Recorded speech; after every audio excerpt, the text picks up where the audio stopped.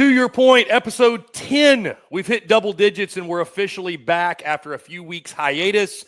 I am Chris Phillips. He is Blake Ruffino. Appreciate each and every single one of you tuning in, guys. Got a jam-packed show for you here on this Tuesday. Before we get going, as always, make sure you like, subscribe, turn on notifications. Check us out via podcast, where we get your podcast. You can also find us across all social media platforms, as well as our website, secunfiltered.com. And as always, guys, we are powered by our friends over at FanDuel. Visit FanDuel.com/SECU to join today and get started with $250 in bonus bets when you win your first $5 bet. Once again, that's FanDuel.com/SECU to get $250 in bonus bets today. This is To Your Point, episode number 10. I am Chris Phillips. Joining me, as he always does, my good friend Blake Ruffino, who we're happy to see made it home safely from Omaha, Nebraska, and the College World Series. Blake, appreciate you taking the time. Really excited to be back. Obviously, it's been a few weeks for you and I, really since before the College World Series got going. And is there a place that is more difficult to get in and out of than Omaha, Nebraska, my friend? Dude, first and foremost, thank you to the good Lord up above. My plane got delayed, then I wasn't going to connect. I wasn't going to be able to get to my connecting flight. And they sent that text at 11:30 p.m. Central Standard Time. Then at 1 o'clock, they moved my flight. Then I get to the airport. Well, the plane broke. Like the engine was like on fire. Okay. So then I just walk up to a third terminal. I was like, listen, at some point you're going to have to get me home. And I want to be on this flight to Atlanta because my brother lives in Atlanta. And I was like, if all else fails, I know that at least I could stay with my brother's house and get home. Like, it might be a long trip home. Well, they get me on both flights, and I'm back at like 10:30, 11 a.m., and I was supposed to get home at like 3, and I'm like, okay, well, it all worked out. But I ain't going to lie to you. There was 25,000 screaming Kuyons in the middle of the Omaha airport, which, by the way, if you're going to hold an event there, and Omaha was fantastic, let's get more than 6 terminals, okay? Let's get more than 6 terminals. It's a great place to be. It's a great event. But at the same time, can we get more than 6 terminals? Yeah, I flew out of there, and obviously in and out of there last year, Blake, and it's the airport is less than inspiring. It's not I don't know that the airport's really suited for the event, but yeah, and getting in and out of there is just tough. I'm glad we drove. I mean, obviously being there for 2 weeks. I mean, you stayed with us for a few nights. You know where we were, so being able to commute back and forth. But yeah, it's just a tough place to get in and out of, man. Like you said, I'm sure there were a lot of horror stories, people trying to get back to Louisiana. Yeah, you should have seen my chat that night because I got home on Tuesday and people were sending me screenshots of them still watching my show. People I met in the airport that were still in the airport. Oh, God. Because it wasn't like me where I was just the only person. Like they were with a group of people and they didn't want to leave each other. So me being only one person, I was able to just kind of maneuver my big ass in and out and get out of there. But people who travel like 2-3 people, you know, like it had to have been a nightmare. But again, I'm glad that I went. I'm glad it all worked out. I didn't sleep after they told me my flight got canceled, by the way. So I was just sitting there. And to paint the picture for everybody out there, by the way, we felt so bad because we left on Monday. We had the hotel till Tuesday. We left on Monday, and we just had to leave Blake Ruffino behind. I mean, Blake Ruffino just spent an entire day in Omaha by myself. Solo dolo, no car. Not really. He's not downtown. Like, again, we stayed about 10, 15 minutes away from downtown. So he's not downtown. So it's not like, oh, I'll just go like walk somewhere and go do something. You were just chilling, my man. I felt bad leaving you, to be honest. I knew you could hold your own, but I did kind of feel bad leaving you. It's kind of like the scene in Toy Story where Andy's driving away and he's like, "So long, partner." That's how I felt leaving you behind. I locked both things. I put 2 chairs there, and I was cocked, locked, and ready to rock if anybody came in. But there was a loud screeching noise at like 2:30 a.m. I was like, all right, here we go. I'm gonna die. I'm gonna die in Omaha by myself. But no, it was good. It was fine. I did a show from the hotel room and just kind of watched like 30 for 30. I had to watch every 30 for 30. Then I was on FaceTime with Ben, my son, the entire night until like 11:30 p.m. because we were watching the Yankees and Reds game together. So it wasn't bad. I'm glad that we were there to watch a national title. That was the fun thing. Yeah, that was cool, Blake, you and I being there. Yeah, I mean, I guess this is our first opportunity to really decompress from the College World Series. I mean, it's crazy, man. Like the last – we were just talking about it. The fact you and I are both at home right now is like finding the golden ticket in Willy Wonka. Like it seems like of late it doesn't happen. You were on the road, obviously, in Omaha, Nebraska. You've been flying around. I've been on the road for 3 weeks. Blake, I moved to Nashville about 7 weeks ago. 4 of those 7 weeks, I have not been here. So, like I was telling you, like we got SEC Media Days coming up here in a few weeks, which we'll talk about in a second. Excited to go to Atlanta. Going to kick it with our guys, Dave and Cole. Going to be a blast. Outside of that, Blake, I'm good chilling right here. Right here, gym, pool, golf course, maybe some paddle boarding or something, but all locally because, I mean, it was a lot of fun. Don't get me wrong. Got some great family time in over the last week down in Florida. But I literally, dude, I got home from Omaha on Monday night at like 2 a.m., was on a flight at 1 p.m. the next day down to Florida. So, and spent the next, 6 days there, something like that. So got in, flew in Monday. Yeah, flew in yesterday. So yeah, it's been a crazy last couple of weeks. The month of June was pretty wild. I've kind of just gotten to a point, like I don't even say I'm busy anymore. This is just like this is the baseline of life at this point where it's just go. But I'm really going to try to relax over the next, what do we have? 58 days till kickoff, which alone is crazy. I wish that we could settle down in reference to the transfer portal via baseball because it has gotten wild. Jay Johnson hasn't slept. And listen, I don't when this is airing, I don't know what's going to happen today. But I will tell you this. You seen this stuff on Ace Reese? I haven't. I don't know what's going to happen today. But aren't we now in the era where all this stuff has to go through like a clearinghouse thing? Like we're in the new era. No, not him going into the portal. No. Okay.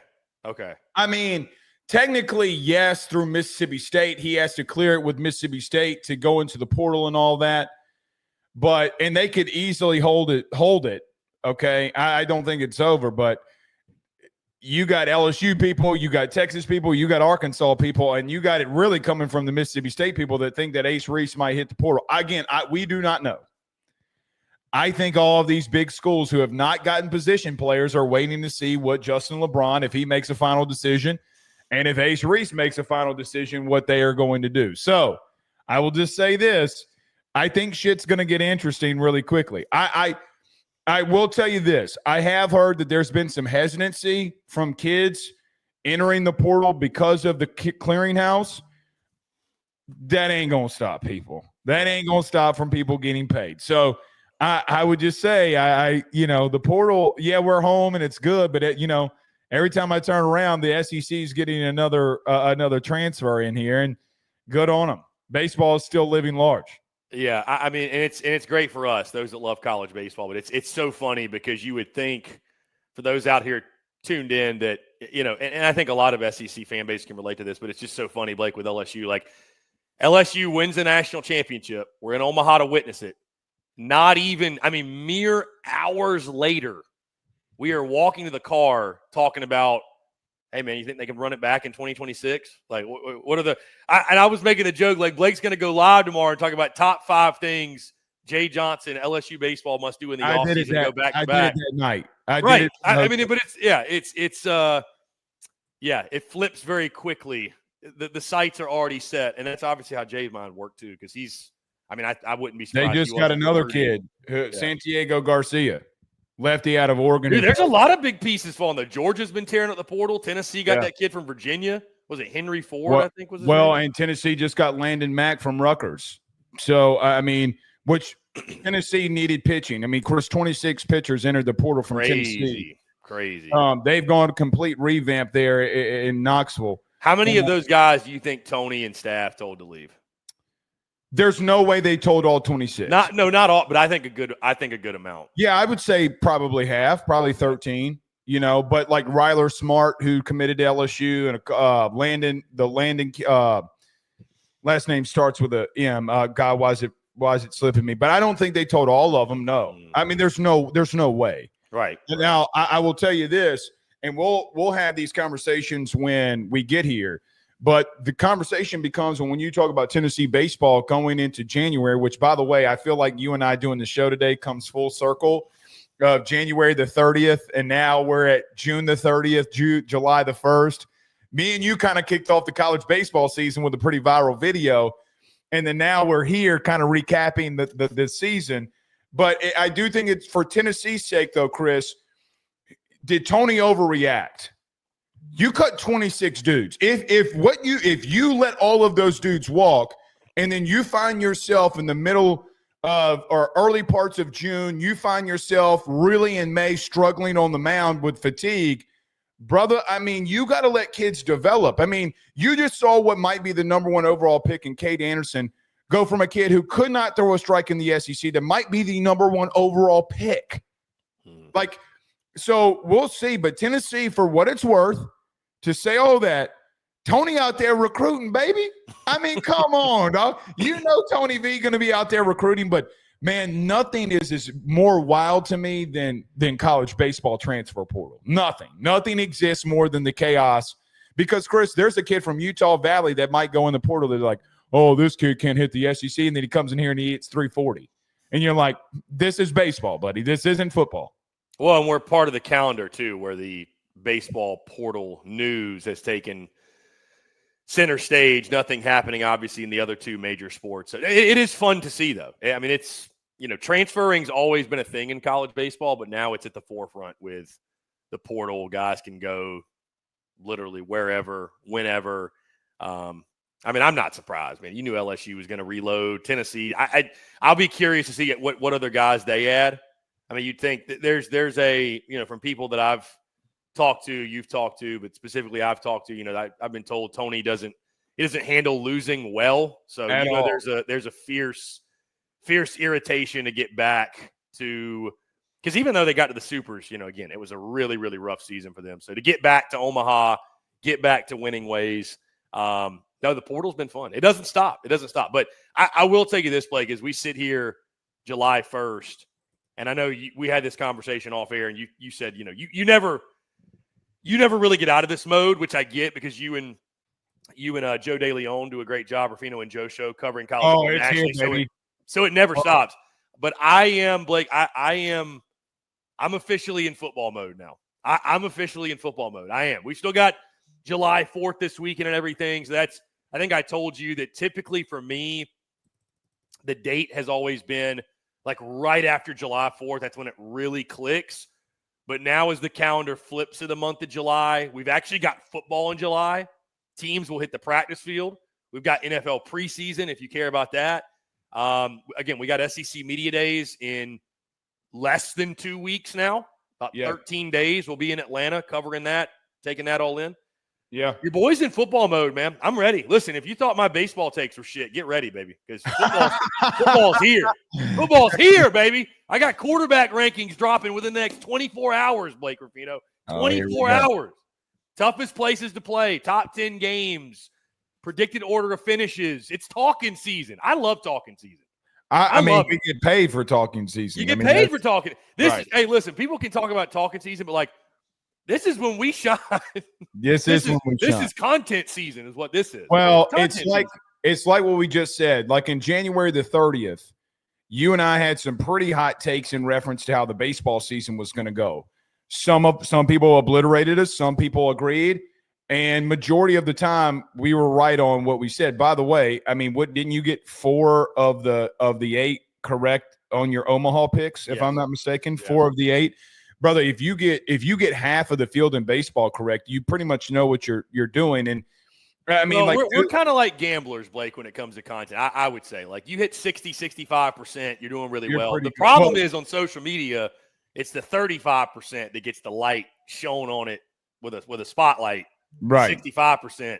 Because I mean, what are you going to do? Go back and be that guy that goes back? I mean, sometimes it's fun to take the victory lap, but you can't just every week be No like, hey, doubt. give me my pat on the back. It's like at just No some doubt. point, it's like, all right, bro, like we get it. But football season, to your point, is here. I mean, I told you about a month and a half ago. I actually sent you clips of film that I was watching. I'm pretty sure it was some A&M stuff.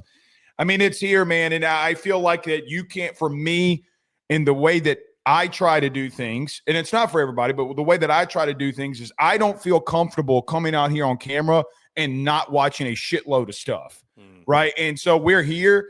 And Chris, to be honest with you, this might be hot take. You ready? From top to bottom, might be the best season for quarterbacks in the SEC, maybe in its history. I had Diego Pavia as an example, probably around the 9th best quarterback, and I'm going to get a lot of heat for that. The problem with that is you better be ready for Austin Simmons. You better be ready for Marcel Reed. You better be ready for the emergence of – and look, some of the stuff that I saw this week in the Manning Passing Academy. Listen, I've been very tough in moments on turnovers from Garrett. I'm going through all the stuff that I've been doing wrong last season, and we got to fix that. Check mark from Blake Ruffino on that. Then you have Arch Manning coming in. Lenore Sellers – in the month of October, in the month of November, broke 172 tackles. You heard what I just said correctly. 172. Cam Newton broke 183. So you get to a place where, Chris, you start now getting into football mode. Really what you're getting into is, brother, these quarterbacks, I haven't even brought up John Mateer. These quarterbacks, dog, all right. I mean, it is going to be a bloodbath every week in the SEC because of the signal callers that you have here. Yeah, I think that's the lead storyline going into talking season, if you will. Well, it's going to be a talking of SEC Media Days when y'all go there next week. Yeah, it's going to be the talk of it for sure. I was going to ask you, do you think you mentioned like the quarterback play, it almost kind of feels like you're referring to like a year of the quarterback. Is it a year of the quarterback from a high quality perspective or just an uncertainty perspective? Because it might be high quality, but I feel like right now there's just so many. I mean, that to me is the biggest storyline is how many contenders are breaking in new quarterbacks. Like I think that's a reason you look at LSU and you're high on them. They got a guy. Like, you know what you're getting, especially if he takes a step forward, if he has that typical – year 2 LSU jump that we've seen Burrow and Daniels and these other guys have. But there's a lot of – dude, it's hard to rank the quarterbacks. I'll be honest with you. It's very hard. You and I talked about it. Again, my quarterback rankings, all I'm doing is just waiting on the graphic for my guy. By the time this comes out, it may already be out, actually. But, for example, where I see Diego Pavia, we disagree. But it's – I struggle with who to put in the 5th spot. And then you're putting Arch Manning, and this is why I don't get upset about whatever your quarterback rankings are, some of the other rankings out there, Blake, because like everybody's kind of got in their own mind how are you ranking it based off projection? Are you ranking it based off where they're at right now? Are you ranking it based off of feel? Are you ranking it based off of like skill set? I think there's. Are you ranking it based off like raw ability, right? If we're just ranking like raw ability, Lenore Sellers is probably number 1 because he does things nobody in the conference can do. Are you, so like there's everybody's formula is different, but I mean, dude, outside of like the top 3 or 4, like I struggled to rank them, to be totally honest with you. I did. Dude, I'll just say this. Go ahead and get it out there. Number 1, I've got Garrett Nussmeier. Even that one I don't feel great about. Like, because again, I said it last year. He's the pitcher that throws 100, but every now and then, every couple of outings, he does not know where it's going. He's Chase Shores. He's Chase Shores before Chase Shores came into his own in the postseason. Like, and we're not saying this in a disrespectful way, but it's just like the stuff is elite. But every now and then he's got those outings where he can't throw a strike. It's just like, that's what makes it so frustrating. So I mean, Blake, you know how I feel, and I'll talk about this more. I mean, if Garrett Nussmeier cuts his turnovers in half, he's in New York, in my opinion, and they're in the playoff. I like, and other things have to happen to be at a Heisman ceremony, but he'll have that kind of season if he cuts the turnovers in half. But there's so many, you can make a case for Sellers. You can make a case for Lagway. You want to make the case. I will not be surprised, Blake, if Arch is number 1 at the season's end. I will not. Like, Dude's got all the ability in the world. I just would like to see it against an elite SEC defense. Like, we saw Mississippi State, we saw some non-conference, and then outside of that, he got an opportunity against Georgia, and it's tough to come in the middle of a game and against Georgia's defense and make noise. And then we saw him in some other packages where I do think and I'm curious how Sark uses his running ability, how much he's using that. I think that's a huge, difference maker for him and another wrinkle they add to the offense. But, it's a very – I feel like there's more question marks than answers going into this season. I really do. Well, and look, there are some quarterbacks from an athletic standpoint, not a better quarterback standpoint. So hear what I'm saying. Don't twist what I'm about to say the wrong way. From an athletic standpoint, what does Taylor Green look like at Arkansas in year 2? Dude, shout out my guy Cole Thompson. I feel like he put it best, Blake. Taylor Green is that 2 a.m. cigarette that you just can't quit. He is right. He is that 2 a.m. cigarette that, like, Taylor Green will just reel you back in, because you're right. You watch him, the athleticism, you're like, holy shit, this guy can scoot. Yeah, he's got a cannon.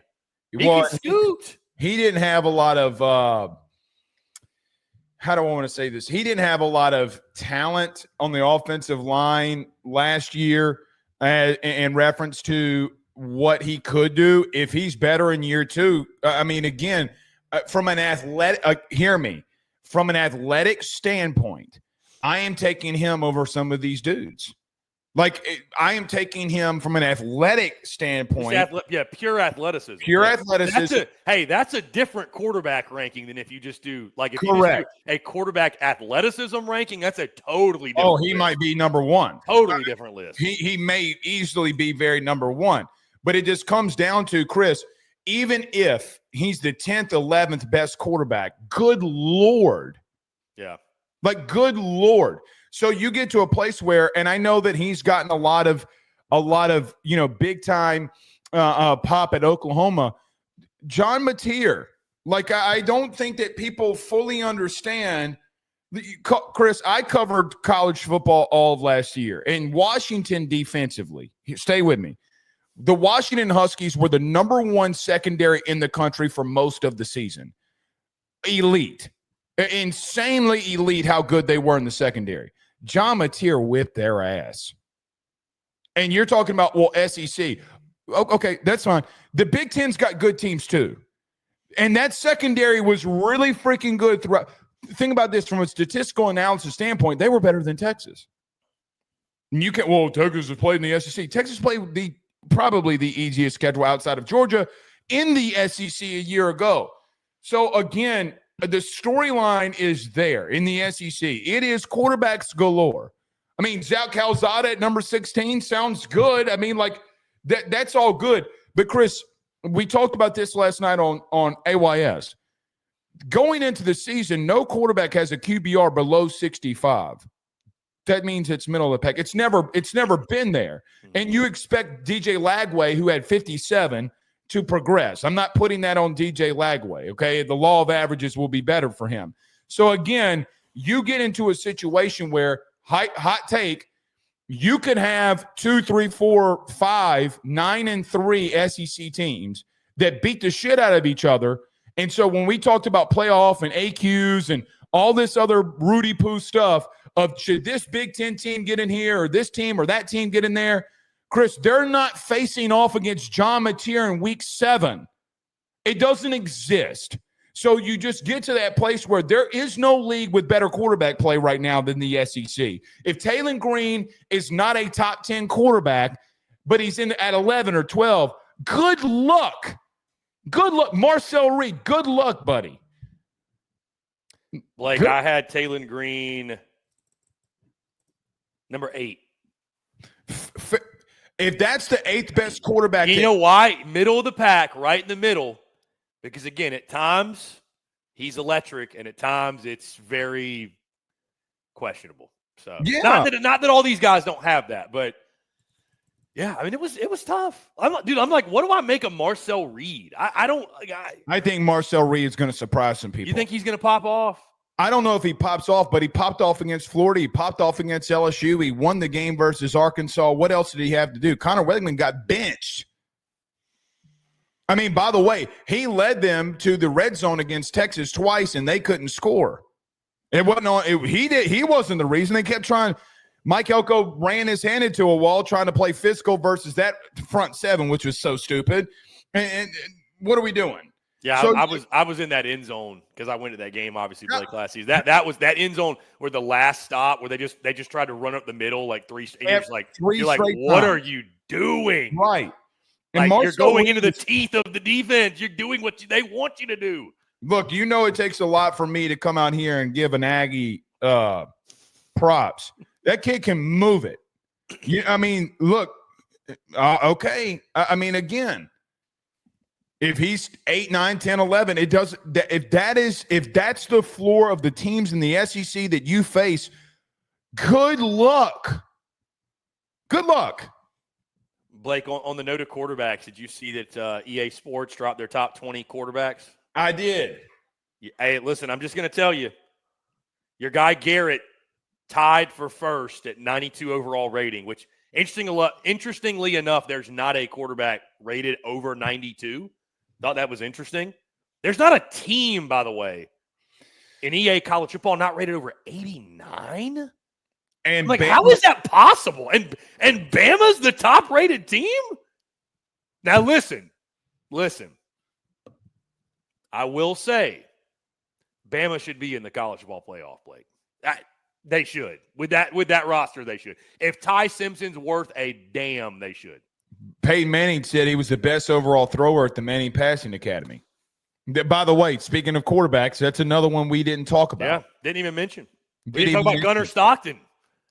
I'm on the Puglisi hype train. Why? All right, let me ask you this. Listen, I would never pretend to know more football than Mr. Ruffino here. I didn't think Gunnar Stockton was that bad against Notre Dame. Like, why are we acting like he went out there and like shit the bed? Like, is he really just?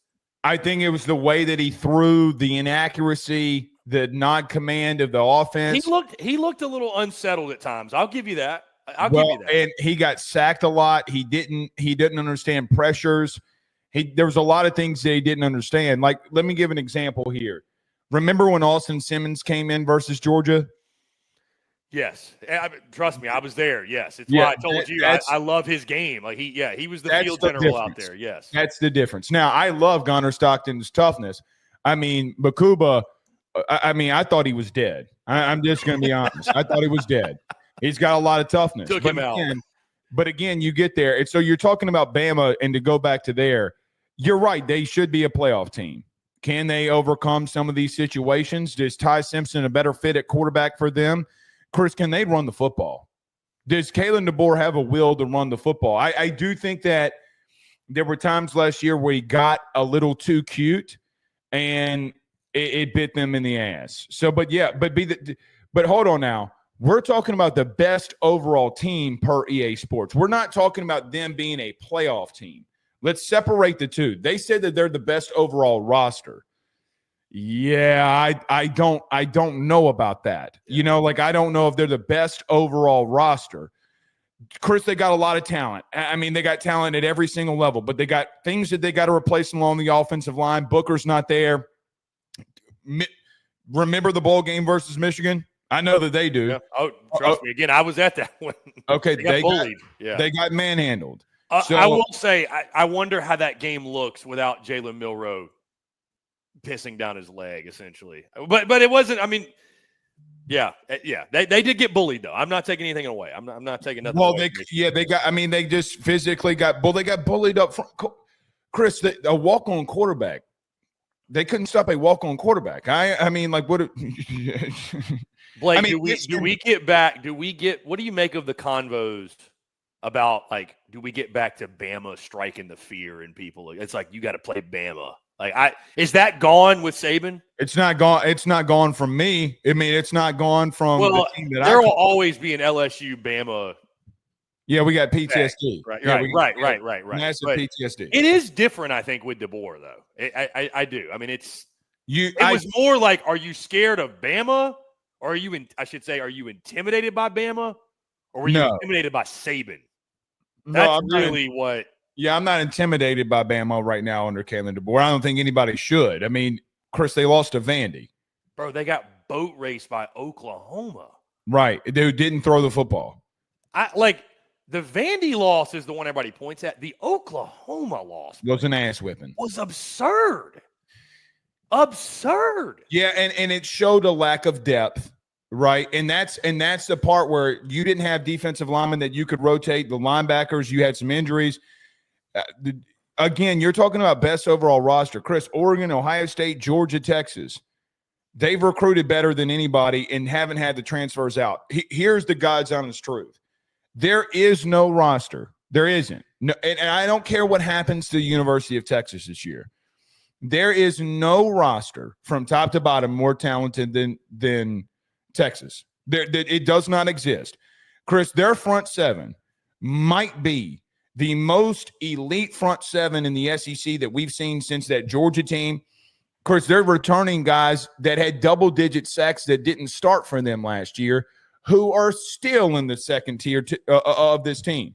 You got Moore that returns. You have Colin Simmons that returns. You got so many massive pieces that for them return.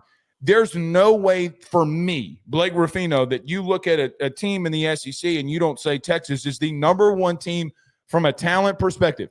You're going to have a front row seat, my friend, to Ohio State and Texas. And I am going to promise you right now, that front seven will beat the shit out of anybody that they play when they're on one.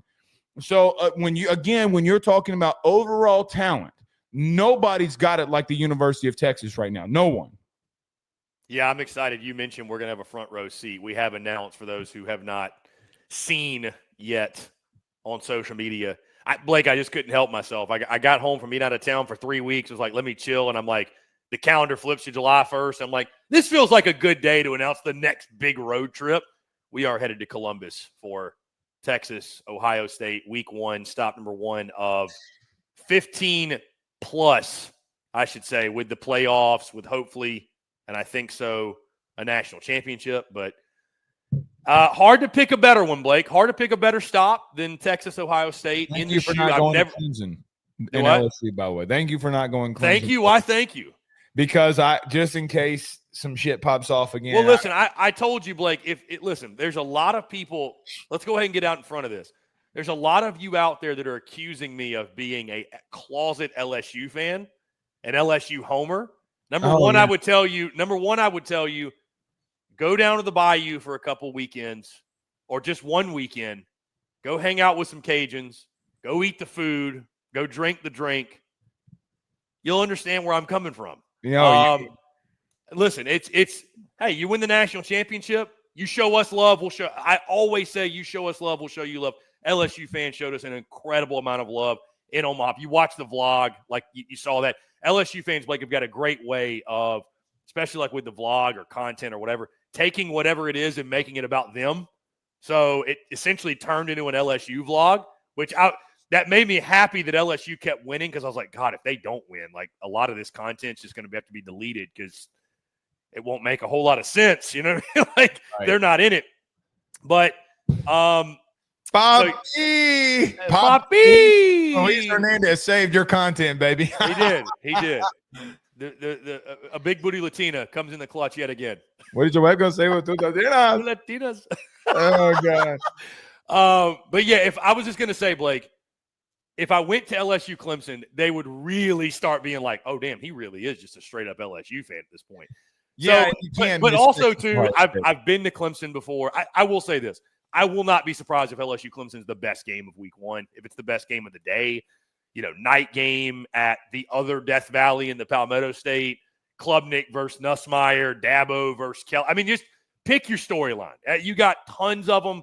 But, yeah, Texas, Ohio State, first experience the shoe ever, first time going to Columbus. It's a college. And it's rowdy, baby. Yeah, it's a playoff rematch. It's going to be a top 5 matchup.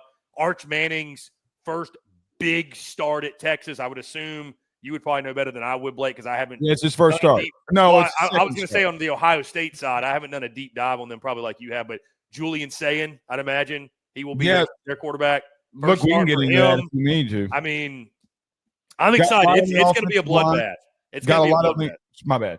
Got a lot on the offensive line they got to replace. It doesn't bode well for them with Texas defending national champs. Like there's tons to pick apart. And all Henderson's not there. I mean, here's the real question going into that game. Do you defend Jeremiah Smith the way that you did in the playoff?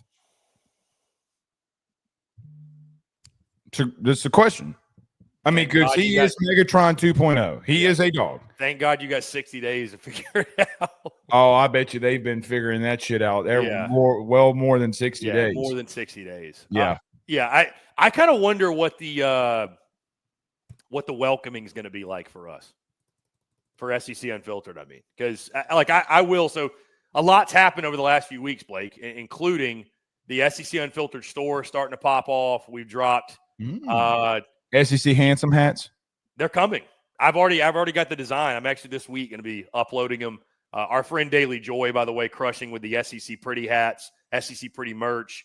Shout out to her and more coming with that and SEC Unfiltered in the coming weeks. But yeah, SEC Handsome will be a thing.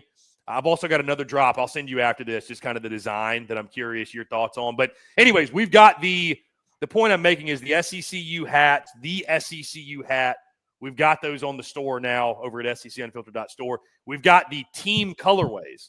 So I will be rocking like a burnt orange, burnt orange and black, burnt orange and white, whatever SECU hat. We will be there very openly pulling for the Texas Longhorns. You know that Jim Slosh Nagel? The inside jokes that came from Omaha, I mean. You know that Jim Slosh Nagel? So many of them. But because I will say, I went to the bowl game, Bama, Michigan, you mentioned, and I wasn't even wearing Bama stuff. I just had on the SECU hat, the one I typically wear. And Michigan fans were pretty feisty. I mean, even to me. And I'm like, I'm not wearing Bama stuff, but it's like, fuck the SEC, right? Okay. From what I've heard about Ohio State fans. Oh. They're go to Ruffino and Joe show. Go to Dude, I told you our most viewed video of all time was the reaction video we did after Tennessee, Ohio State. Yeah. When I picked Tennessee, and they were just ruthless. Oh, they are.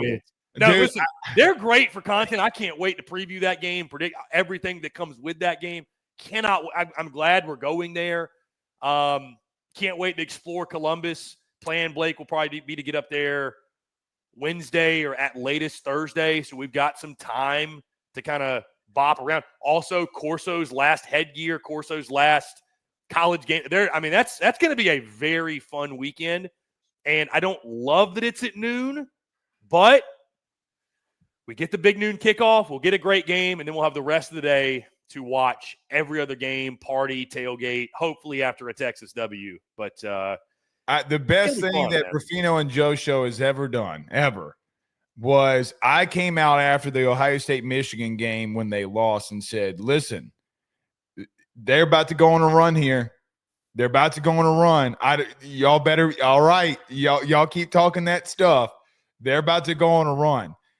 1.9 million views later, I could have been the mayor of Columbus. Okay, because everybody was doubting them. They are rowdy, buddy. And let me tell you, they don't think that they're going in, that Texas can come in there and beat them. I'm just going to, regardless of what you think, it doesn't matter. It's like The Rock. It doesn't matter what you think. They don't care. They think that they can't come in there and beat them. That is the level of intensity that they are at the current moment. Again, there's so many storylines in that game. So many. God, we got some heavyweight fights. Now, listen to your boy, okay? If everybody keeps coming out with these lip stuff, top 10 or top games in college football, okay? I'll probably be dropping one of those. Okay. There isn't one bigger than Texas versus Ohio State. Let me tell you why. Because if the SEC and Texas goes in there and loses, the entire season you have to hear, see, the Big Ten is taking over college football, where Texas might be in the SEC championship game, and it would kill the SEC if that did happen with Texas. Now, if Texas goes 9-3 and they lose to Ohio State, and everybody's like, yeah, Well, see, I mean, depending on how the game goes, it was what it was. Other teams beat the University of Texas. You will feel the wrath of the Big Ten if the SEC cannot go up in there and win. Because what is the current thing from the SEC right now? We want 5+11 in reference to playoffs because we feel that we are the best conference, and we can get the most teams in there.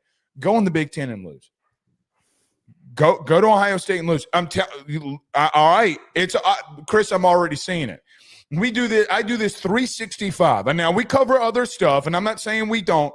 We do this 365. The Big Ten will unite as one. It's like uniting the North.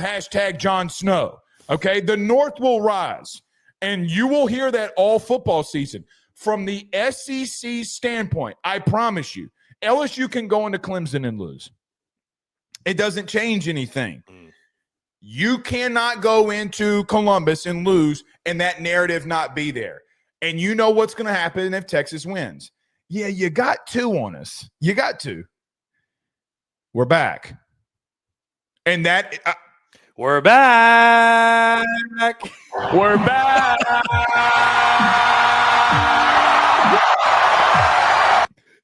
Ironically enough, that comes from a Texas quarterback.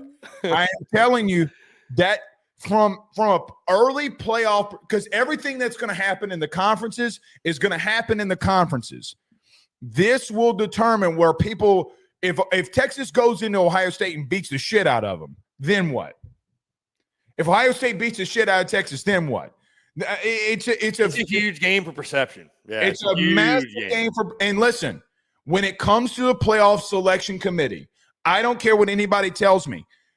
Perception starts becoming reality. Indiana's a great team. Got smacked in South Bend. Got smacked. Not even a game. Got their cheeks clapped. Got them cheeks clapped. Yes. Again, perception starts becoming reality when these things start setting in when it comes to December. So you go in there and win. The SEC has Texas went up there and beat you. So for the first time, hot take, I don't know if the SEC doesn't rally behind Texas and says, y'all want to really be a part of this conference? Go up there and whip that ass and come on home. Then we'll argue amongst each other, but go up there with their ass, show that you belong up in here, and then come on back. Yeah, I don't know how many Aggies will be cheering for them, but I will say if there's one thing that the majority of SEC fan base can agree upon is that they hate Ohio State. Yes. That like Ohio State is they're one of the most hated teams in college football, I'd have to say. They're one of the most hated college programs, I think. Well, like if you're not an Ohio State fan, you probably hate Ohio State. Well, certainly in the South. No doubt. Right. SEC country. I would assume in the North, like Penn State fans, Michigan fans, yes, I would assume so. But again, Chris, it just gets down to the fact perception with human beings, perception starts becoming reality. We allowed SMU and Indiana, because of their records, get into a playoff. Brother, I'm just going to tell you right now, South Carolina last year would have beat the dog shit out of SMU. Oh, you can't win. I agree. I agree. You can't win hypotheticals. They beat Clemson and weren't in. So you get to a place where Texas, from an SEC overall, while we're on SEC Unfiltered, you got to go up there and win, brother. Yeah. Boy, we're in football mode. It'd be a black eye. Yeah, we are in football mode. It'd be a black eye for the league if you lost. Oh. Interesting, too. Hey, Texas is a 2.5-point dog. Good. Be our friends at FanDuel. So that ain't going to last long. 2.5-point dog. On that.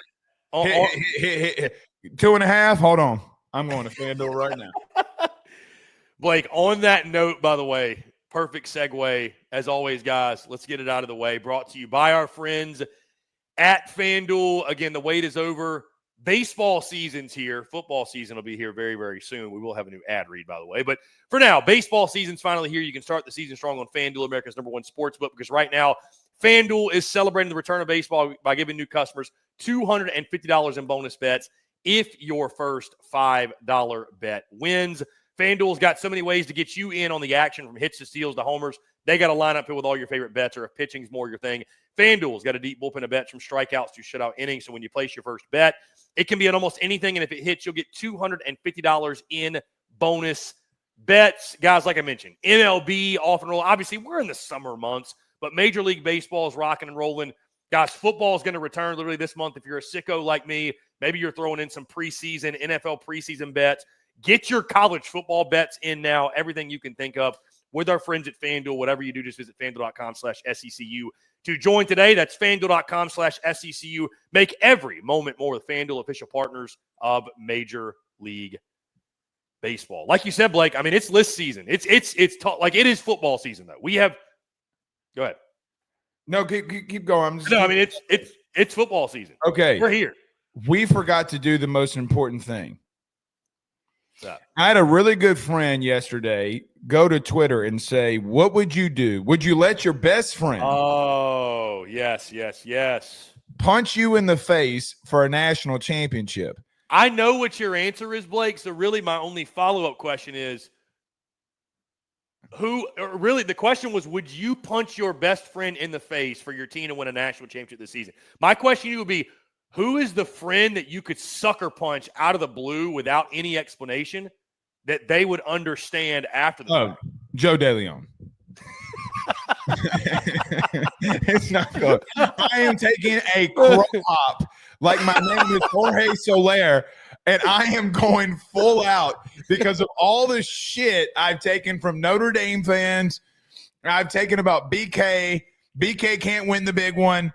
I am crow hopping somebody.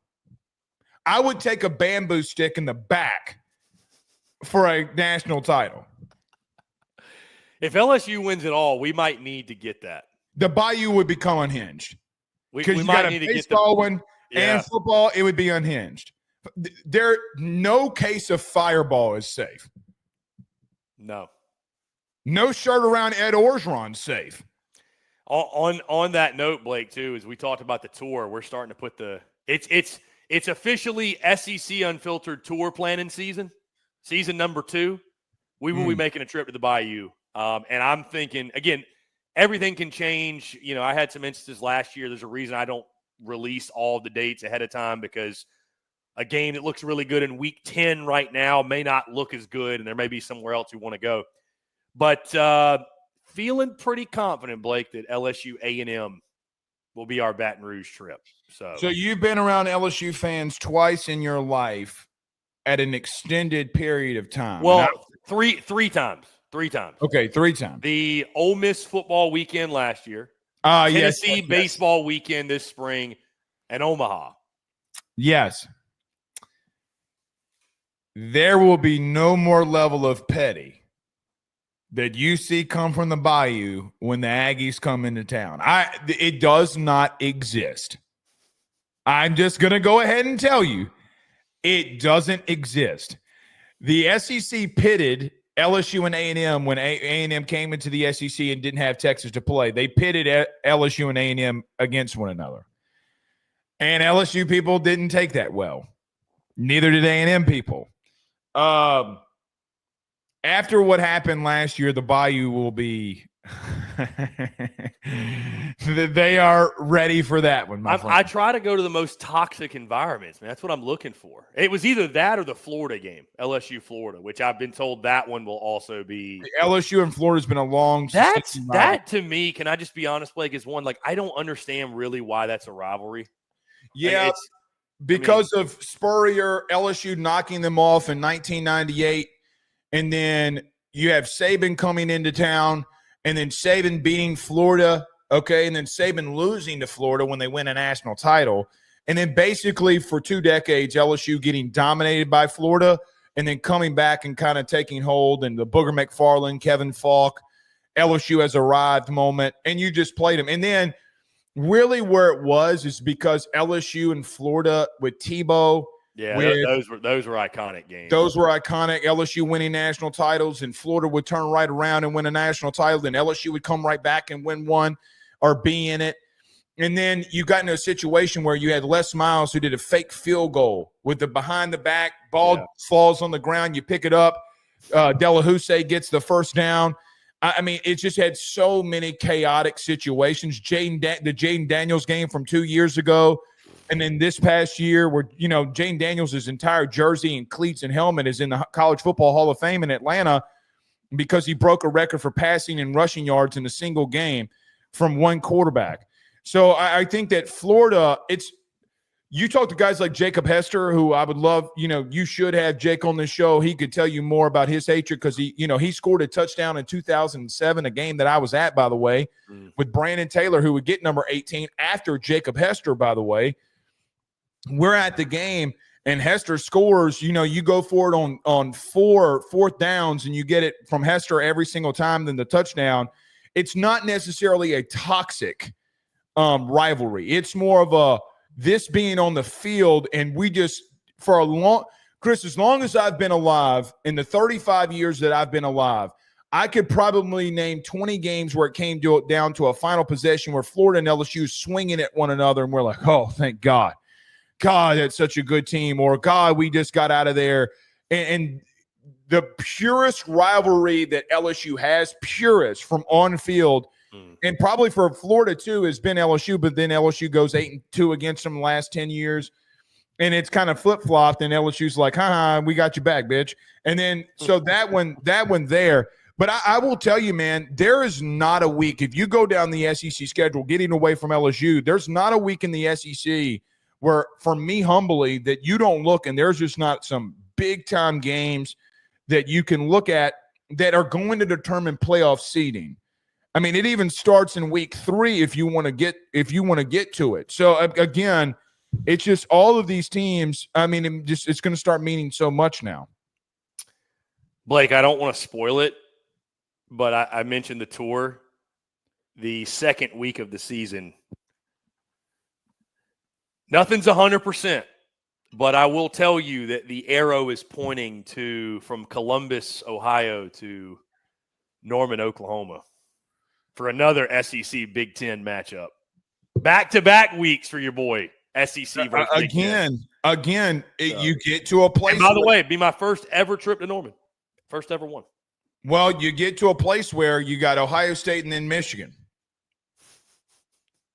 And I'm going to tell you, Chris, listen to me. Listen to me. Do not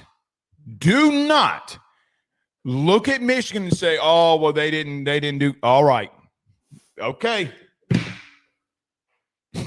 They can go to Norman and whip that ass. If that offensive line for Oklahoma is the same, by the way, you lose Hatchett, who was probably your best offensive lineman. He goes to Washington. Another sneaky good Big Ten team that could be on the horizon. Dude, okay. You go 2-0 in those games. And I think it's so ironic that the two teams that you just added has got to defend the SEC. Like, hey, boys, welcome to the front line. Can we let Georgia in there? Hey, let Georgia. Can Saban come back for a game, They're busy with Austin, PA that week. Like, Austin P, I should say. It's not Austin PA. Austin P. Well, they got Wisconsin. And then Alabama's got Wisconsin coming into town, I think, week 3. We got some fun SEC Big Ten matchups. Mm-hmm. I was going to say, Blake, really quickly, I wanted to go back to something you said, which it just struck me while you were talking. Because I remember watching the 07, I think it was 07 or 08, Florida LSU game as well. I remember watching a guy like Jacob Hester.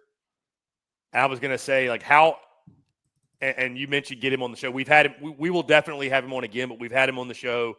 I've been on the ESPN Baton Rouge affiliate with Hester and Matt Flynn. And it just struck me while you were talking, dude, how cool is it that guys we grew up watching, and sports media has evolved, thankfully, to make this a reality where there's a lot of former athletes and a lot of these SEC greats have taken the media route. But like, do you ever stop and think, like, how cool is it that guys that we grew up watching, that we, let's just call it for what it is, not in a weird way, but as fans, idolize to a degree, we get to call them peers? Is that not just like is that not like the craziest shit when you really stop and think about it? Well, yeah. I mean, look, I'm sure T-Bob wouldn't mind us talking about this, but us having a hour-long game conversation with T-Bob. You know, like T-Bob was a part of that 2011 situation where he didn't play and then LSU loses to Bama. I mean, it's just, yeah. And then you have Hester. You know, Chris, the one thing for me in this business and covering a singleized team, the relationship I've had with like Jay Daniels, Jaden's dad, you know, like that has been like, you know, the relationships in this business get missed because we're not coming out here and we're not saying, hey, I talked to so-and-so today. You know, like I didn't, it is very idolized. Like I remember Jacques Doucette, WAFB, over 100,000 followers on Twitter. You know, he's been in the LSU beat for a long time. I remember bumping into him in an airport and saying, hey man, I love what you do. You know, like I'm inspired to do this. Saw him in a Charlotte airport. Within 2 months, the AYS situation got launched, brother. I mean, like he gave me a lot of words of encouragement. So not even athletes, man. I mean, then we get credentialed, which, you know, the credential talk of Blake Ruffino not being credentialed. Yeah, Blake was giving me hell that I'm over here sweating about credentials for get out of here. SEC Media Day. I mean, but it gets to a place where I go to my first practice being credentialed, and Jock is like, man, it's great to see you here. And I'm like, so to your point, like it's been a very humbling experience. Be like, hey, Hester, I appreciate you getting in on 4th and goal, brother. I really appreciate it. Dude, I had a moment like that, and it wasn't for it was when I went to College Station. And when I went to College Station for the A&M Texas game last year, and I got to go to the Texag studio and hang out with those guys, and actually went on air with them. Before I did, they were doing like a baseball show, funny enough, just kind of in the middle of the day. How their season go? Not well. not particularly well. Too soon. No, but this was back last November when hopes were still pretty high. But no, anyways, what was cool though, they had AJ Minner. He was there. Oh, and dude. He was talking and everything, and like, you know, it certainly wasn't a starstruck moment, but I had a moment as well where, like, I mean, I'm a Braves guy, obviously, and I met him and was talking to him. I was like, hey man, like I don't mean to come off as like a fanboy, but I just want to thank you for 2021 because that was a blast. Like you and Matzik and those guys, y'all crushed. So I feel like I need to thank you as a fan of the Braves for the 2021 season. So Mr. Mentor, sir. Which he laughed and it was cool, but no, it's just, dude, it's wild. Like I said, it's very, very humbling. It's crazy. I mean, it's crazy, man. We put ourselves. Who's going to do that for us? You know, meaning like it always gets passed down. You know, you stay in this business long enough, and somebody's like, "Hey, man, I've been watching your show for 10 years." You know, I had that kid in Omaha. I mean, I had a kid in Omaha that, I mean, it's just crazy, man. Like I literally had a kid come to me in Omaha that's like, "Yeah, I'm in the LSU student media." Oh like, yeah, at Blatz. Like, I remember that. At Blatz at the celebration party. Just hollered at me and was like, dude, you're one of my big inspirations for getting into media, into sports media. So, that's awesome. Yeah, it's wild. I mean, it's very humbling. It's very cool. And it's like you and I were talking in Omaha, like you when you meet people, I think that's why it's so important, man. Like we could do everything we do digitally and just stay at home but like when you go out and meet people in person, I think it really makes you realize, Blake, the impact.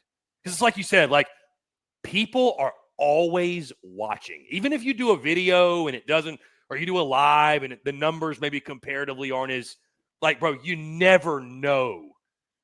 I mean, you experience this firsthand in Omaha. Yeah, I mean, poor Joy. You know, we're walking into the game. She was the biggest star of all of us. She's true. The hero of the Bayou. Hey, you stream the game, right? Yes, and you hate the Aggies as much as I do, right? We're all in you, me, and Joy are in a group chat because, you know, if I'm not, I get lost, and Joy's like, I'm not waiting for you people because, you know, even her, yourself, myself, getting stopped at the gate, and I'm like, I'm putting on sunglasses and I'm putting my head down. I just want to get to my spot. Go sit down. But it's an awesome and humbling experience. And listen, man, you know, it's like the old politicians say, sometimes you do got to get out there and shake hands and kiss babies, you know, like you and see, like, you know, and some people give you some shit, you know, which is fine. But at the same time, you don't know you never know who's watching. You know, like I haven't publicly talked about it, but we had you know, you witnessed this experience of me walking into somewhere and a player's parent saying, "Hey, take your hat off." And I'm like, oh, shit, you know, and so it just gets to a place where it's very humbling to like, oh, shit, you know, like, oh, shit. Like when they're calling you a legend, you know, and it's like, I'm not. and I'm like, hold on. You are the reason that we're here, technically. If we're, you know, so yeah. Yeah, it's very cool, man. And for those, you know, I would say this, what's really cool about the journey and everything is I really believe this. Do I think everybody's built for it, especially the entrepreneurial journey? No, but I do think the universe and the world is designed to where if you really want something bad enough and you become grossly obsessed with it and you make it your, you know, you take it upon yourself as your craft and you work on it and you bust your ass. Like, I really do believe, Blake, the universe is designed to clear out of the way and that you can have that thing. Like, at some point, if you believe you're the voice of reason and you put that work in and you act as if you are that person, at some point, 10,000 hours, 10,000 reps, you will become that. You will put yourself in that position to where you will find opportunity to where you can take advantage of said opportunity and you can be that. So I will say one thing, by the way. This was on my, I say on my heart, but just on my brain. Every now and then I'll doom scroll. They call it doom scrolling on like a TikTok, because we'll go on TikTok, post content. I'll get sucked in for like 10, 15 minutes just watching. I will say there is this, and I don't know if you ever, here's the thing. There is, especially in our world today, Blake, there's no truer sentiment than comparison is the thief of joy. I agree. Because if you go on social media, bro, you can be, here's the thing, you can be crushing, doing well. If you go on social media for 5 minutes, and listen, if you want to do what Blake's doing, if you want to do what I'm doing, you got to bust your ass. You got to grind. You got to really, like, if you think you're working hard enough, you probably got to do more. You definitely got to do more, right? Like, especially in the early days, Blake, you know, like you're putting in thousands. You're putting in thousands of hours for 1% of return. But there is a balance with that, because what I've noticed on social media, like, there's this hustle culture where you will have people telling you, man, if you're not posting 500 pieces of content a week, like if you're not making $100,000 a month, like, what are you doing? You shouldn't be going outside. There is a very like toxic, like, I don't know. I've just never been one, like, I've never been one to scream from the mountaintops that kind of advice. Like, I think that's bad advice. Like, I think there's a lot of bad advice out there. One of my favorite pieces of advice I've ever gotten: reject most advice. That's one of my best pieces of advice I've ever gotten, because everybody's path and situation, I've always said, just start. Like, if you want to do it, just start. You'll figure it out from there. Be willing to fail and pivot and evolve and adapt and grow. But like, I think the messaging to people that, like, you got to make 500 pieces of content a week, or you got to, don't get me wrong, you got to grind for sure. Like, you got to really get after it. You got to be willing to eat shit for 5 years. That's what I tell everybody. Like, if you really want it, you got to be willing to eat shit for a while, bro. And like, you got to play for the love of the game. Like, bottom line, you got to. You're in arbitration. You're in arbitration. And I think really importantly too, you got to find the thing that is play to you that has worked to everyone else. Because Blake, I don't care if I didn't love doing this. I don't care if I was more talented than you, had a better voice than you, if I was whatever. Just keep stacking all these accolades. I can't beat you at something that for you isn't work, it's play. It's just, I do this shit for fun, bro. You can't outwork me when I'm doing it for fun. I could do it all day. Yeah. I wake up, jump out of bed, excited to do it. But back to what I was saying, I've just noticed on social media, there's this, again, the comparison is the thief of joy thing. Because, bro, you can be doing great and you'll go on social media. And I don't know that the intent from these people is to make people feel bad about themselves, or like you're almost shaming people into doing more. But that's kind of how it's coming across. You know what I mean? Even myself, I fight the battle internally too. And I have to remind myself that, like, listen, my goal at the core of it all is to wake up and do what I love to do every day. If I achieve that, I won. And thankfully, I'm grateful to say I've been doing that every day since I went full-time in 2019. But there's just like a really fascinating culture out there of, I'm just saying to everybody out there, like, be careful what you're consuming on social media, because I think that's why people, number one, don't start, or number two, quit. Because they do content for a month and they're like, God, I haven't hit 100,000 followers. I must suck. It's like, bro, like, don't let people out here make you, and like, if you're doing your very best and you're putting out 2 pieces of content a day, you're doing 2 more than most people are doing. Like, and you're starting from somewhere. You're building some sort of foundation.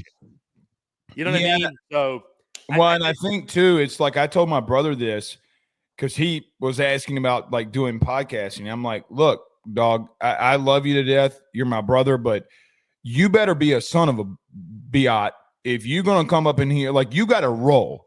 Like, because he is one of the biggest, best entrepreneurs that I've ever met in my entire life, ever. It's a reason why, he lives in the neighborhood he lives in, and he has the things that he has, is because he just knows how to build things. But podcasting and media is such a different, especially when you're independent, because Chris, I took so much shit from people you don't know, whatever. Regardless of, and I'm just talking about takes. I'm not talking about all the other bullshit that comes with it. But there also comes a point in time where, brother, we talked about this a minute ago. A month and a half ago, I'm sending you film on LSU versus A&M. And it gets to a place where, look, just because you're not posting does not mean you're not working. Just because you're not doing things doesn't mean that you're not on the phone. How many times I could count yesterday? I could show you on the phone, on this phone. I have an hour and a half long conversation with staff yesterday, 2 different people on staff, because of things that are going on that they're either really happy about and the other one's really pissed off about. And it's like you're consoling. Like, it gets to a place where it's going to come off awful. I feel like I'm pulling the biggest heist ever, because you're allowing me to come out here and talk sports 24/7, 365, and do whatever we want. There's a lot of discipline that comes in there, and that's where I wanted to go. Telling my brother, telling any earlier entrepreneur who wants to be in independent media or just media in general, brother, they cannot outwork you. Cannot exist. I feel like for my personal part of it, and being one of the bigger LSU media members, I guess you could say, from a following standpoint, they do not outwork me. It just doesn't exist. They went there, they did this. No. When we were in a midweek versus Northwestern State, nobody wanted to calm your ass down, but I was there. When you're losing to Omaha in February, nobody else was there. When you're in a playoff, no one else wanted. Now, everybody wanted to be there. Like, when the time got right for LSU, you wanted to be there. You got to outwork. Chris, we were up. Me and you did a video at 3:00 in the morning on a Friday, or technically a Saturday morning, after LSU walked off Tennessee. They cannot outwork you. You got to control the controllables. I don't want to be up at 2:30 in the morning. I have 2 kids under 6. They will be up at 6:30. You will not sleep. By the way, then we go to the game the next night with your ass and we start partying and all this kind of shit. And I'm like, man, I'm exhausted. Nobody can outwork you. If that is where you come at it, the content doesn't matter in the sense of your take. Your take will be gone tomorrow. Your take will be gone tomorrow. No one will give a shit. So that's the point of you. Chris, what was my take on Oklahoma last year? Do you remember? That they wouldn't be very good, right? Okay, well, you remembered. But regardless, nobody remembers that.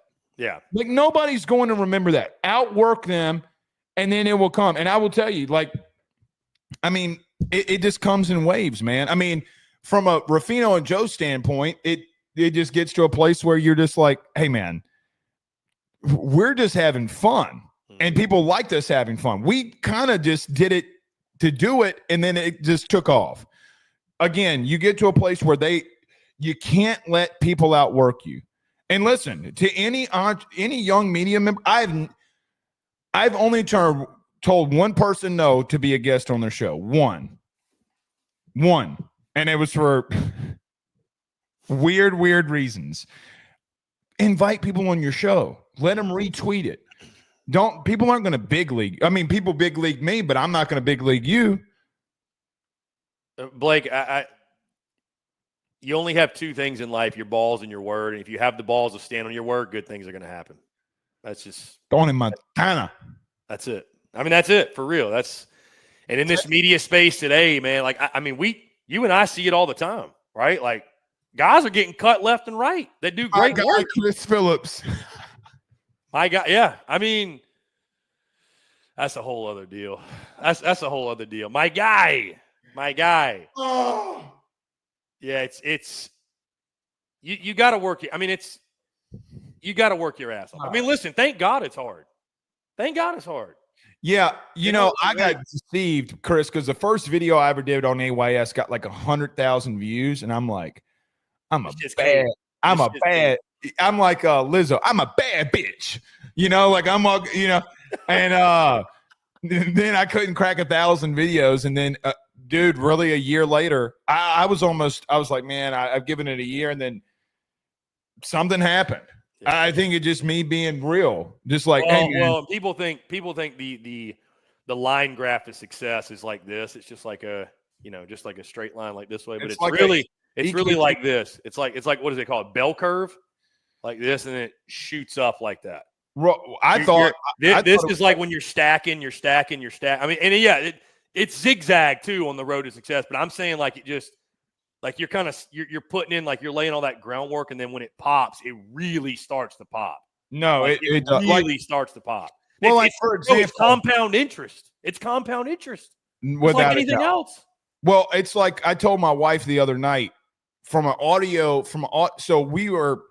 This is not me trying to brag, but from an audio standpoint in the SEC footprint, Chris, we're about to be in the top 10 of most audio listens for like month on month.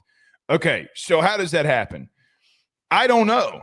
I consistency, being there every night. I mean, like going 6 and 7 days a week. Yep. But at the same time, in saying that, bro, it was literally just going out there and being consistent. You can't do this shit half-assed.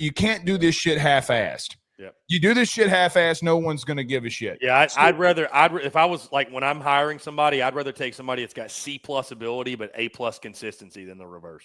Because if you're not consistent, guess what? It doesn't matter. Nobody's taking you seriously anyway. Yeah. How can you be the voice of authority if you don't show up every single day? You can't. Yeah, like it's like being an athlete. How can I depend on you if you're not there every single day? You know who coaches' favorite players are? The guys who they know every single day, day in, day out. Hey, he might have C+ talent, B-, but he's going to be the same C+ or B- every single day. Right. When I need him, I can call on him every single day. It's the Stephen A. Smith effect. It's hard to beat the man that never quits. It's hard to beat the person that never goes away. No. People ask me, they're like, what's your story? And I'm like, thankfully, I picked it up in 2017 and just decided to never shut up. You just never shut up. Yeah. And look, man. And everybody that gets mad, it's like, listen, I'm a firm believer, entrepreneurship and content the same. The market will speak. So if Blake sucked, if Blake just genuinely sucked, was unlikable, the market would speak and he wouldn't have a following. He wouldn't be doing it. No, he couldn't monetize it. Same thing with me. Right. The market would have spoke. I mean, sometimes, listen, and you said it, Blake. Sometimes I am kind of amazed. I'm like, I mean, thank God Thank goodness. But I'm like, it is wild. People resonate with us. Like, it is wild, bro. Like, it is. It's like, I mean, trust me, it's still, that's why I still say, like, I still surprise myself on social media, or I amaze myself. And like, I have people tell me, like, you don't realize like how big of like, either you're naive or you're so humble that you don't realize how big of an impact the shit you're doing is, or like how much people really like your shit or rock with you. And like, I know they do, but you know what I mean, Blake. You're like, it still like amazes us on the daily. That's like, holy fuck, man. Yeah, that video got 100,000 views, bro. Well, and think about this. How many, like, for example, 100,000 view video, and let's just say you had 100 comments, hypothetically. That means that literally 900,000 or a million, excuse me, or 100,000. That literally means that 90,000 people plus did not respond to a video they watched. Which most people don't, though. Most people don't engage. See that I love that, Blake. I love when people like just random, especially like it's mostly burners. People will be like, "Oh, this tweet got 100,000 views, but it only has 500 likes." Like, wow, everybody I'm like, you don't understand how social media works, do you? No, you're maybe getting like 5% engagement from your total following. Like maybe anytime, and 5 is if you're getting like 10%, large. You're killing it. Yeah, 5 is really large. It's normally around 1 to 2%. Right. If you get an engagement on it, then it's a massive. But people are still seeing it, following along. I mean, I know you've had it. I've had it. People like they'll reach out and be like, "Man, you've been crushing, killing." I'm like, "Bro, I didn't even know you was seeing the shit." Yeah. What's your Twitter at? What's your Twitter at? Mm-hmm. Listen, the bottom line is this: whoever's out there listening, if you're not ready to run through a brick wall yet, bro, whatever it is in life, go out there and fucking get it. If you really want it bad enough, like, be a good person, be humble, but you got to be a motherfucking killer, bro. Well, you got to be a killer, Blake. I will say this: as someone with a young family, there always comes when success comes, there means that sacrifice has to be somewhere. You're gonna have to sacrifice. Not possible to have. Yeah, you can't have success without sacrifice. And I think that like time with my kids was a massive sacrifice. I mean, I got teary-eyed with you. Chris, going to Omaha, then they go to the beach. This is the longest I've ever been away from my children. Are they still going? No, they came back it's like a solid week, right? Yeah, it was 8 days. It's the longest I'd ever gone. Yeah.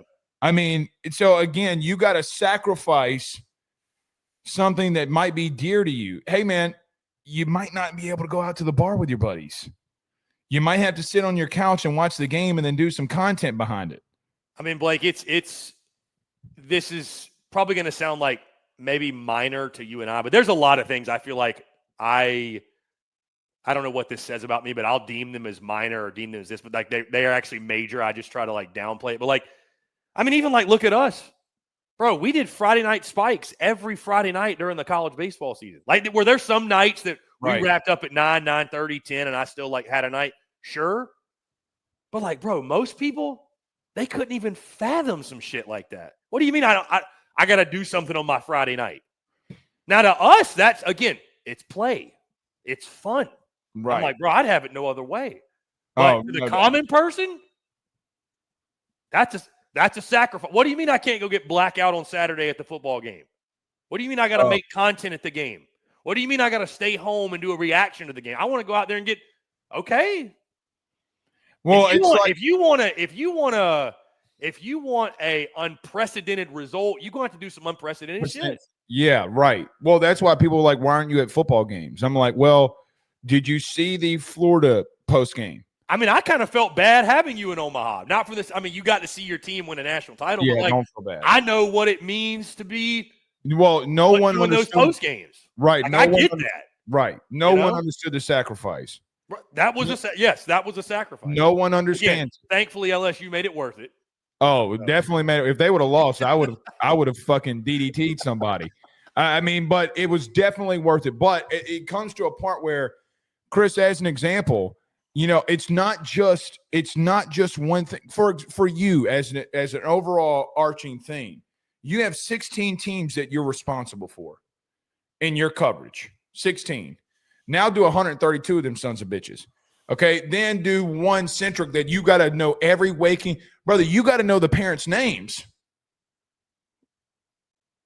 And you never know. And you never know, Blake. You made the point before. We talked about people are always watching. You never know. You never know when it's going to be someone's first time ever seeing your content, and that is their first impression. Right. So, like, people might wonder, like, the consistency, what keeps you going? Brother, this is somebody's first time ever seeing me. I better put the fuck on. Right. I better show the fuck out. Dude, I equate so much of it all, Blake, to being an athlete, because you and I were both athletes to the point of the collegiate level. So, like, that's just where my brain goes. Bro, it's like being a baseball player in the minor leagues. Brother, them scouts are going to be there, but you don't – hey, that one time you don't bust it down the line, that might be the first time the scout's ever seen you. He will never fucking forget that. So you better be on your shit, like, every time. On that story, you met I'm not going to throw his name out there. You met the VP of the sitting World Series champions. Yeah. You saw a kid from Tennessee, not to name names, that hit a pop-up in the 7th inning and jogged down the first base line. If you remember, all of them stood up, got up, walked out in a tie ball game saying, that's all we needed to see. And listen, they didn't just – that's not just a Blake Ruffino thing that happened. Chris, all of them left. Like, all right, don't bust it down the line again. And all of a sudden, all of a sudden he starts busting it down the line. Funny how things work. But to the premise of, Chris, I told you this, at 12:30 my time. Like, I'm literally prepping for the entire college football season. Like, it all starts now. And if you're not disciplined to say, hey, man, I got X, Y, and Z to do today. We're breaking down X team. Then you're not – I don't feel comfortable not turning on this camera and doing that. And last thing I'd say, it's funny, me and my wife were talking about this, because a lot of my videos from the beginning of the season, some people clip them and put them on Instagram. And she was like, oh, my God, this is so dumb. I'm like, Megan, every time that we turn on, regardless of what we do, every time that camera comes on, 10,000 people are going to watch or listen, no matter what. It doesn't matter anymore. Chris, I could come out here and fart the ABCs 1, 2, 3s, and 10,000 people are going to see it. That's the base level of where you get. And then you don't want to be that guy. You want to be that guy that everyone runs to. How good is it? How bad is it? How good is it? How bad is it? Are we really good? Are we really bad? What's going on with us? And that, I would have it no other way. So, yeah, I mean, it's a great time. I mean, I have one regret in my professional career, really, as I wish I just would have ripped the Band-Aid off sooner. Kids and family, maybe your situation is different, but I mean, you can't be, it's like the college baseball guys that do it just for college baseball. Buddy, you better start busting we can't go full time. Well, I don't see your shit in the off season. Mm-hmm. Trust me, as someone who does college football with an off season, it sucks. Trust me, I know, but doesn't stop from that camera not being turned on. You know what would be a great bit of content if someone talked college baseball year round and said, hey, hey, we're going to do a Tennessee, we're going to talk LSU, we're going to talk this. You got to bust your ass. You can't just be seasonal either. Well, and it's perspective too. You can look at it as woe is me. There's an off season. There's no games going on. I always looked at that type of stuff, Blake, and hell, I looked at early in my career, like baseball and basketball season as this, because football is king.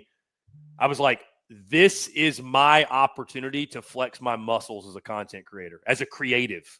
Because listen, the games and stuff, they give us the content, right? Not to say we obviously create, but they give us the content.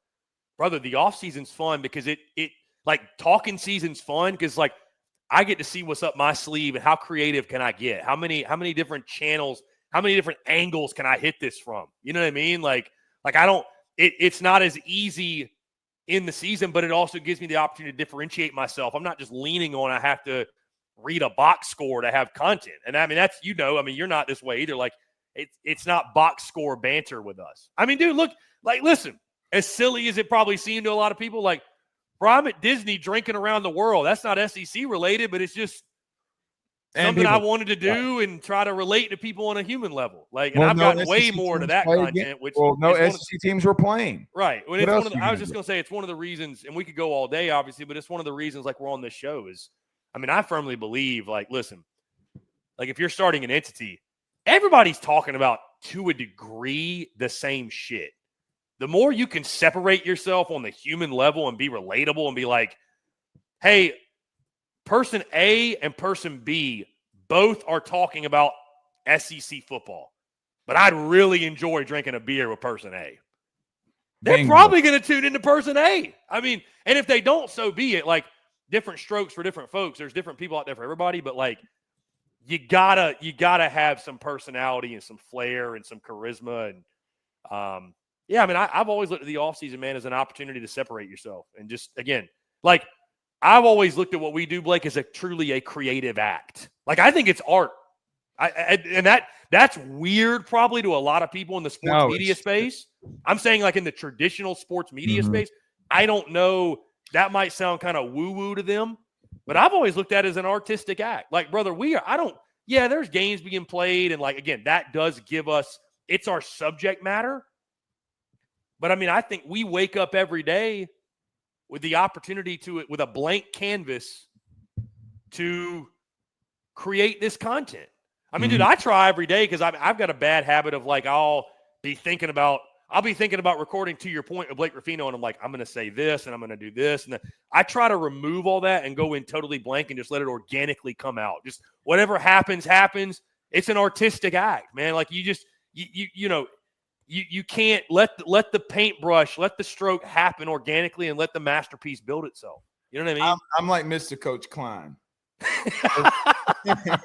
with my notebook, because you got to have, all right, do you want to know what happened in Game 3 versus South Carolina and LSU? In the top of the first, Derek Carriel hits a line drive single over the shortstop's head.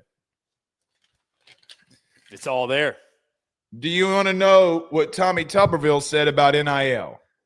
And see, like, here's what I'll say. This is actually a great representation, though, of everybody's. Here's the artist's canvas. Everybody's got their own style too. Yes, because I'm a big Google Doc guy for notes. I don't have a written notepad. I'm a big Google Doc guy. But there are so many times where I just go off the cuff, just let it fly. Just fuck it, let it fly. I feel like I'm ready for this shit. But I stay plugged in, just like you do. Right. Like, when you wait, Blake, you stay ready, you ain't got to get fucking ready. That's it. Very true. Why I got to get ready? I do this every fucking day. Yeah. Like I don't need you to tell me the questions in an interview beforehand. Brother, I live this shit. Right. Well, and I think it's just like in my last thing I'll say here on this, in my early parts of my career, other people in media were trying to tell me every time that they wanted to, like, do content with me or do things, what I was doing wrong. Okay. Like, whether it be a TV station, whether it be another podcast host, or whether it be a radio guy or whatever it may be. We have more viewing than them. We have more following than them, and we're beating your ass. You said this earlier. Do not allow someone to tell you that you're wrong in something, ever. Let the fans decide whether you're right or wrong. Like, for an example, I had a lot of people arguing me in reference to Jaden Daniels wouldn't win a Heisman in 23. I mean, that was probably the weakest point of people saying that I was an idiot, if we're being honest. And then I showed them the bet. Shout out FanDuel for the payment at the end of the year. But it comes down to the point of, if you're true to yourself, if you believe in something and you're convicted on something, even if you're wrong, you got to make the mistake and learn from the mistake, and your gut will tell you what you're right and wrong on. You will know how convicted that you're supposed to be on something and what you should and shouldn't do. I think that we, as with the new age of media, we try to take everything, like, so seriously on different levels of things. I will be wrong. Chris, you will be wrong. There's a take that we're going to have that we'll be wrong in. But the bottom line remains, you're not going to outwork me. So it gets to a part where you could be right on this thing. We're coming, and we ain't backing down. Rip my shirt off like I'm Ed Orgeron. we should have talked about that Edo at the wedding. How about this? Living his best fucking life. Let's bro. leave Unc alone. You know, bro, what did he say in that podcast interview? He's like, I wake up, I go for a jog on South Beach, I go down to Muscle Beach, I live. Life is good. Life is good. Life ain't too great now, though, that you got to pay $8 million to your ex-wife.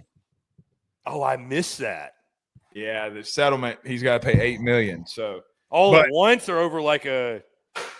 I don't know. Damn. But big boobs and blondes will do it to you. Edo's probably like, I need to get back in coaching.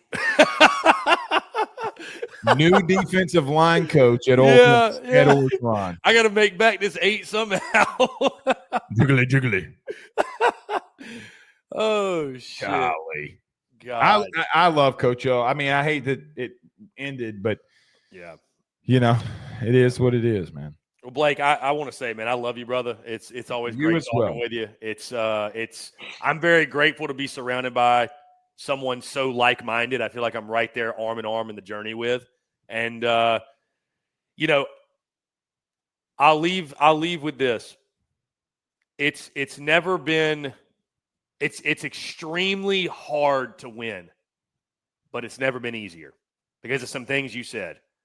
If you really are a person with conviction, if you can choose, especially early on in the content journey, specifically we're talking content, obviously media, if you can choose, I'm not going to be embarrassed. I don't give a fuck. There's no embarrassment. I don't give a fuck what my friends think, family thinks, colleagues think, people I work my 9 to 5 think. If you can remove that and you have conviction and you really fucking want something, and you lead with the right intentions, obviously you're good to people, you're a likable person, brother, you can have anything you want. You can have anything you want in life. You can have anything you want in entrepreneurship. You can have anything you want in relationships. You can have anything you want in life, and period. The universe will clear its way, and I'm grateful to call one of my best friends, somebody who's been on that same path, is on that same path, has done that exact thing. Grateful to be surrounded by like-minded people, man. I appreciate it. It's what a journey. What a journey, man. It's crazy. I will say I came up with my new "What's your Twitter at?" I want to see some of these people come on camera and so if you're gonna this is what I want next. This is what I'm gonna say next. I want these people that talk shit on social media, get a camera, come on, and let's debate it then. Well, it's like I told you, Blake. If you could if you could see the faces of some of the people who troll, you wouldn't care nearly as much. You wouldn't. Like, I don't care how that sounds. It's just the truth. I mean, you got pepperoni-sized nipples. Leave me alone. looking like Cardi B's areolas out here. God, those things are like monster cookies. I mean, like, good Lord. Like, literally, like.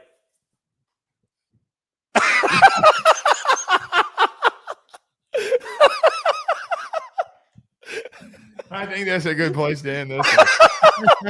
Tell me I'm wrong. Tell me I'm wrong. I want to say something so bad, but I can't. Well, I'll just say this. We had a buddy who's like, I'm not going to date her if she ain't got big areolas. I'm like, okay. Interesting. To each his own, man. To each his own.